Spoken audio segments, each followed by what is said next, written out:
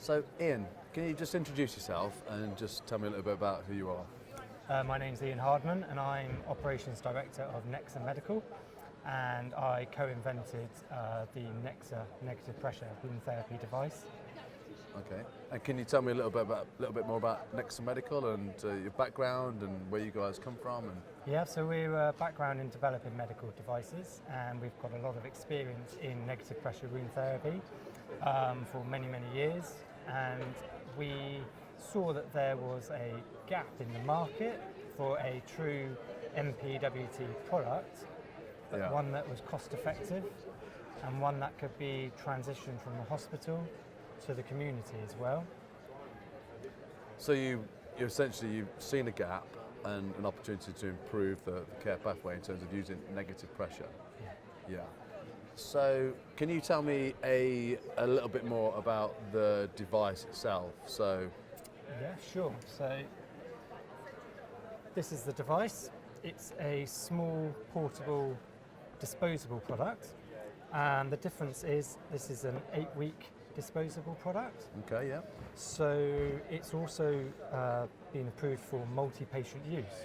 So just to clarify, it's an 8-week continuous use device. Yeah.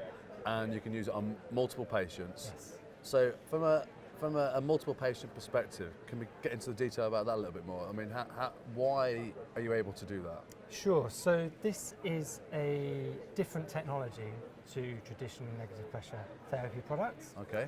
So the benefits of this, there's a couple, and for the multi-patient use, is the fluid doesn't go anywhere near the product or inside the product. So the pump is actually part of the disposable fluid container. So what that means is, from an inter-patient contamination perspective, it's very, very minimal. Right, okay, yeah. So this could be used for 2 weeks, and then it could be wiped down and then used on another patient. But every time you'll get in a new pump and disposable fluid container. Okay. So essentially, the actual fluid container itself, if we could just get that out just to talk about it in more detail. Am I right in saying that the actual pump is contained within the fluid container itself? Correct. So this is the pump, and this is part of the disposable. Yep. So what that means is every time the fluid container is filled, you are putting in a brand new pump. So the tubing going from the dressing to this fluid container will be one continuous pathway. So there's no air or bacteria that can be poured into this product. Okay. So just to build on that, on what we're talking about there, so the pump is not within inside the unit itself, but Correct. obviously there's a lot of benefits. I mean, and what that means to the clinician is they can use it on multiple patients, and the device is easier to clean down, and there's no complications with decontamination. So from an applying pressure as well, the actual connector is an important part of that process, is it not? It is. So typically with other products, all the sensors and pressure regulation is in the device. What that does is that makes the device expensive, and it also means that there is sometimes with some products some accuracy discrepancies, Okay, yeah. because you could have this a metre above the wound and there would be a difference between what the product is set at and what the actual pressure is at the wound. So what we've done is we've simplified the entire thing. So the pressure regulation is actually part of the dressing. So this is a disposable dressing, and we have two. We have a minus 125 millimetre mercury dressing and a minus 75 millimetre dressing. So the pressure is set by the dressing itself That's and it. not by the device. Correct. Fantastic. Yeah. Okay. And it's all controlled by this clever connector here, which has some technology in to maintain the pressure. But it's also very close to the wound, which means you get very consistent and accurate pressure rather than being in the device.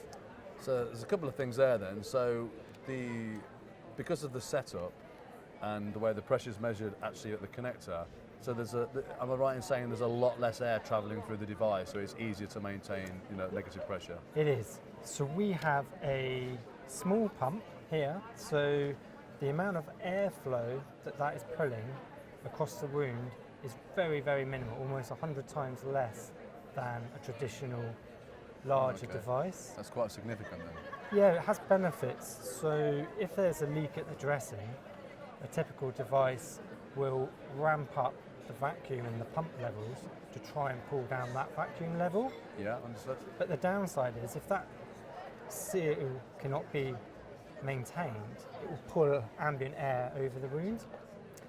With our technology, the pump continues to run, and it's not an air pump, it's a fluid pump.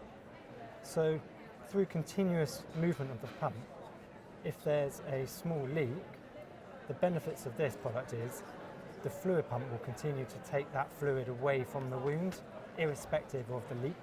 Right, okay. So to bring it to a final point about that particular part, so essentially the way the fluid is managed and the pressure is managed actually at the dressing and at the connector, ultimately what that means to the clinician, to the patient, that there is no alarm required.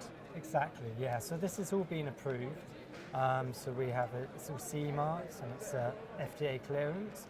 And what that means is at night when the patient goes to bed, if their wound and their dressing starts to move and there's a slight leak there, Yeah.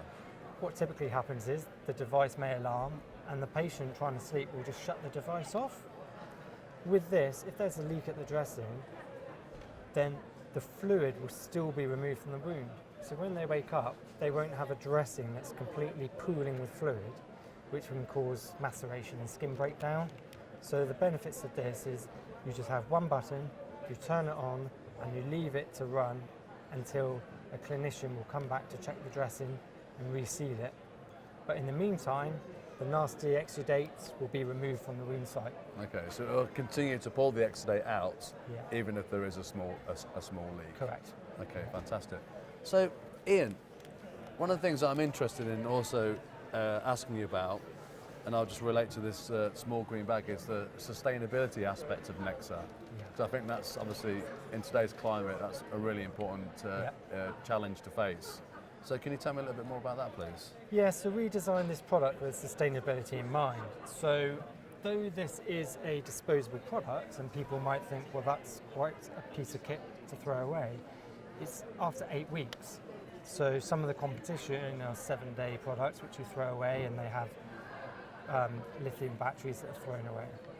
So with this device, after 8 weeks, and it tells you when the 8 weeks is up, is we encourage you to send the product back to NEXA. And we've supplied this recycling green bag, and what we'd encourage is you put the device in its carry case Yep.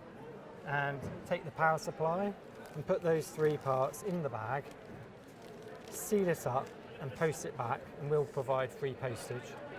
And what we will do is we will repurpose some of the components inside this and regrind them down for recycling Okay, the plastics. fantastic. So we're trying to extend the use of these components and plastics so they don't go straight into landfill. Right, that's brilliant. But the additional thing in the design was the technology, because the technology is different, we don't need a rigid container. So for the same volume of a typical negative pressure device with a rigid container, we're at least 50% less polymer usage in this than a comparative Oh, product. so key. So essentially what you're saying is you're using less plastic to From the actually beginning. achieve, a bigger volume Exactly. of fluid. So you're already reducing that straight from the So manufacturing we're reducing process. it from the beginning with the flexible bag here, Yeah. and then we're encouraging the disposability so we can then reprocess, regrind the plastics for other products in different sectors, and we can look at the circuit boards in there and separate those out. And from a cost-effective perspective, across the 8 weeks, my understanding is that it's extremely competitive in terms of cost-effective against what's currently in the marketplace, and in terms of the use of consumables is fewer as well, and generally, you're able to compete a lot more effectively over the equivalent period of 8 weeks. We are. Because the technology is different, that enables us to be very cost effective on the product, especially on the device.